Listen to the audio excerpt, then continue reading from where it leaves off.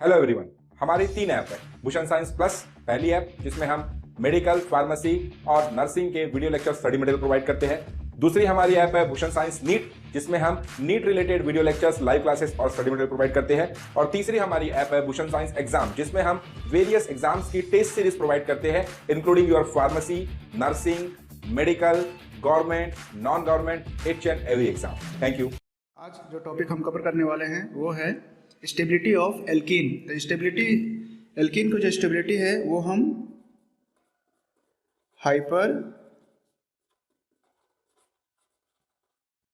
Conjugation या फिर no bond resonance के थ्रू दर्शाते हैं। तो हम एक एग्जांपल के थ्रू समझते हैं। जैसे आपका CH3 CH double bond CH2 propene. Propene में हम देख रहे हैं कि आपका जो डबल बॉन्ड जिन कार्बन के बीच है, जैसे इस कार्बन के बीच में आपका डबल बॉन्ड है, तो इसके बाद वाला जो कार्बन है वो आपका अल्फा कार्बन कहलाता है और ये आपका अल्फा हाइड्रोजन। तो यहाँ पर देख रहे हैं हम आपके 3 अल्फा हाइड्रोजन हैं। अब हम देखते हैं ये नो बॉन्ड रेजोनेंस कैसे शो करता है। जैसे आपका स्ट्रक्चर को हम इस तरह से भी दर्शा सकते हैं। जैसे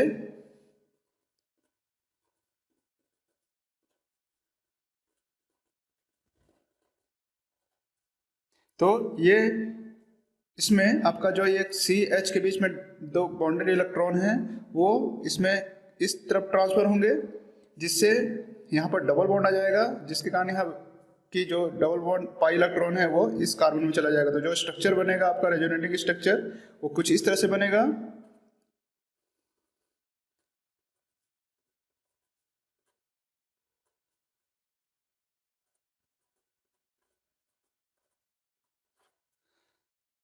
तो हम यहाँ देख रहे हैं कि कार्बन और हाइड्रोजन के बीच में कोई बॉन्ड यहाँ प्रेजेंट नहीं है, इसलिए हम इस स्ट्रक्चर को नो बॉन्ड रेजोनेटिंग स्ट्रक्चर भी बोलते हैं। और ये हाइड्रोजन यहाँ से जाएगा नहीं, क्योंकि यहाँ पर पाई इलेक्ट्रॉनों की संख्या ज़्यादा है, तो ये यहीं पर घूमते रहेगा। दूसरा जो स्ट्रक्चर बन सकता है इससे वो कुछ इस तरह से बन सकता है। जब ये 2 बॉन्डिंग इलेक्ट्रॉन हाइड्रोजन इस कार्बन को दे दे तो कुछ इस तरह से स्ट्रक्चर बनेगा आपका।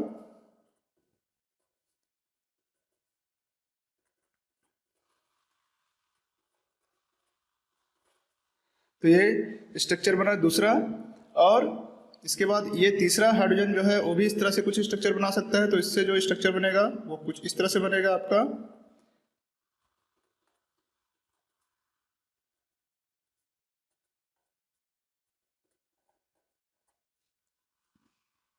तो हम यहाँ देख रहे हैं कि यहाँ पर 3 अल्फा हाइड्रोजन है, तो इससे आपका 3 आपका नो बॉन्ड रेजोनेटिंग स्ट्रक्चर बन रहे हैं। तो इसका मतलब यह है कि जितने अल्फा हाइड्रोजन होंगे उतने ही आपका नो बॉन्ड रेजोनेटिंग स्ट्रक्चर बनेंगे और उतना ही ज़्यादा वो एल्कीन स्टेबल होगा। मीन जितना हम कह सकते हैं more the no bond resonating structure more will be stable the alkene। तो हम यहाँ देख रहे हैं आपका जितने ज़्यादा नो बॉन्ड रेजोनेटिंग स्ट्रक्चर बनेंगे उतना ही ज़्यादा स्टेबल एल्कीन होगा। तो हम यहाँ कुछ एग्जांपल के थ्रू समझते हैं। जैसे आपका एक स्ट्रक्चर है,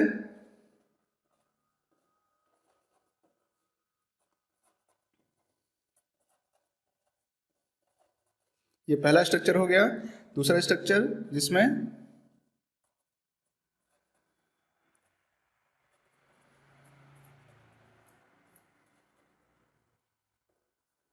ये आपका तीसरा स्ट्रक्चर,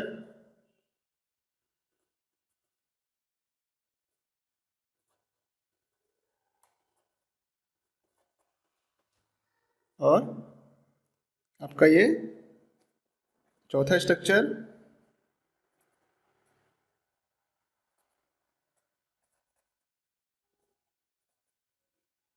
और ये आपका 5वां स्ट्रक्चर। तो हम अब इसमें हम ये देखें कि सबसे ज़्यादा स्टेबल कौन है। तो सबसे ज़्यादा स्टेबल जो होगा आपका ये, हम अब अल्फा कार्बन देखें और उसमें नंबर ऑफ अल्फा हाइड्रोजन देखते हैं। जैसे आपका ये आपका इसमें जो पहला स्ट्रक्चर है उसमें डबल बॉन्ड जो है इन दो कार्बन के बीच में है, तो इसके बाद वाले चारों कार्बन आपके अल्फा कार्बन होंगे। अल्फा कार्बन में आपके हर कार्बन में 3-3 हाइड्रोजन है, मीन्स यहाँ पर आपका 12 अल्फा हाइड्रोजन होंगे। और इस स्ट्रक्चर को देखें तो आपका ये आपका डबल बॉन्ड इन कार्बन के बीच में है और टोटल आपका 9 अल्फा हाइड्रोजन है। इसकी बात करें तो इसमें टोटल आपका 6 अल्फा हाइड्रोजन, ये दोनों में 3-3 हाइड्रोजन है। इसमें बात करें तो आपका ये डबल बॉन्ड है और इसमें आपका 3 अल्फा हाइड्रोजन है। और इनकी बात करें तो इसमें आपका कोई भी अल्फा हाइड्रोजन नहीं है।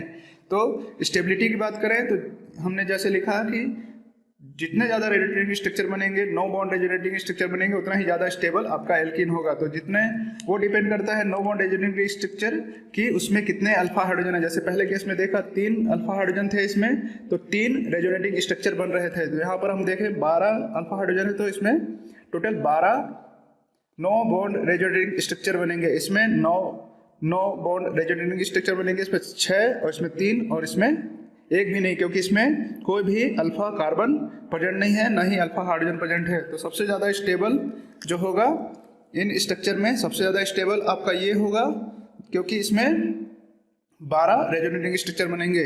ये आपका 9 अल्फा है तो ये इससे कम स्टेबल है, लेकिन आपका इससे ज़्यादा स्टेबल होगा क्योंकि इसमें 6 अल्फा हाइड्रोजन है और ये 3 है, इसलिए ये इससे ज़्यादा स्टेबल होगा। और ये आपका 3 अल्फा हाइड्रोजन वाला इससे ज़्यादा स्टेबल होगा। तो इस तरह से हम किसी भी एल्कीन की स्टेबिलिटी दर्शा सकते हैं। वो डिपेंड करता है कि उसमें कितने अल्फा हाइड्रोजन प्रेजेंट है और उससे उसके कितने नो बॉन्ड रेजोनेटिंग स्ट्रक्चर बन रहे हैं। तो ये आपका है detail about stability of alkene.